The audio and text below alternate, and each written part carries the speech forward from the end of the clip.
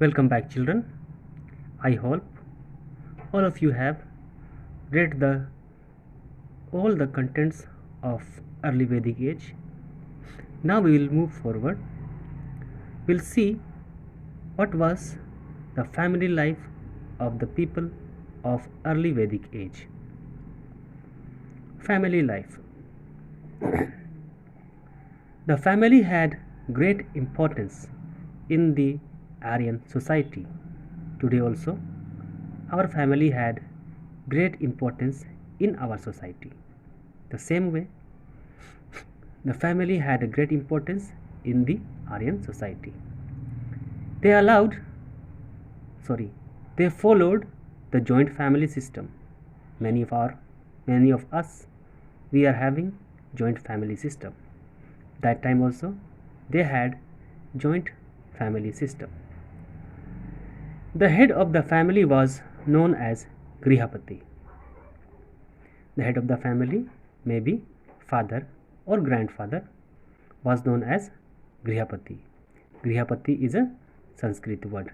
That means जो घर का पालन पोषण करता है, the one who takes care of the family and whose decision is very important in all family matters. We have certain references when sons were punished by their father for wrong deeds. Thus, it was a patriarchal system of family. Patriarchal system means a family who is controlled by men. Members of the royal family could marry more than once, but ordinary people married only once.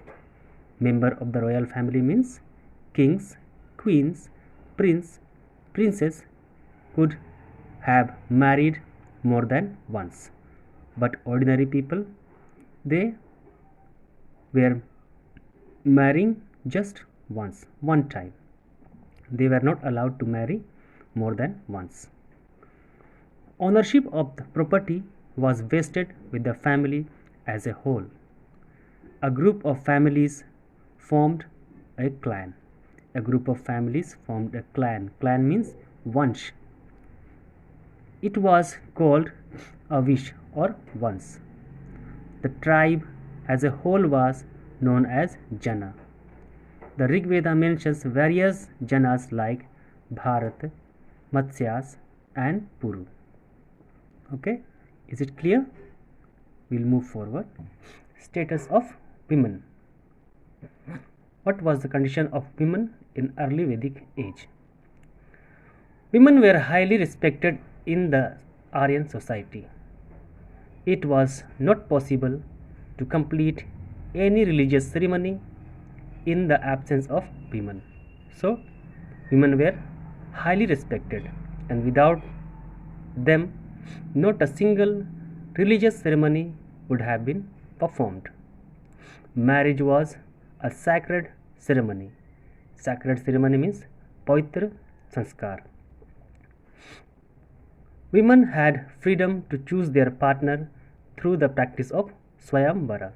So, women had freedom to choose their own partner for marrying by the practice of Swayamvara. Swayamvara means a practice where a women are free to choose their own partner for life. In Mahabharata and Ramayana and in other religious serials, you have been seen this in the television. They were allowed to receive education and have property in their name. That time they were allowed to receive education and have property in their name.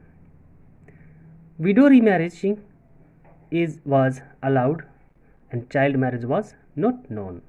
Widow marriage, the women's, if the husband is died, they were allowed to remarry, and child marriage was not known. Now, Varna system. Varna system means class system. it is very important for us what is Varna system, and today it is also prevailing in our country. Now let us see what is Varna system and how this system came to India, what was the reasons behind it, and how this affects a lot in our today's day-to-day life. The society was divided into 4 Varnas in the early Vedic age. 4 Varnas means 4 classes.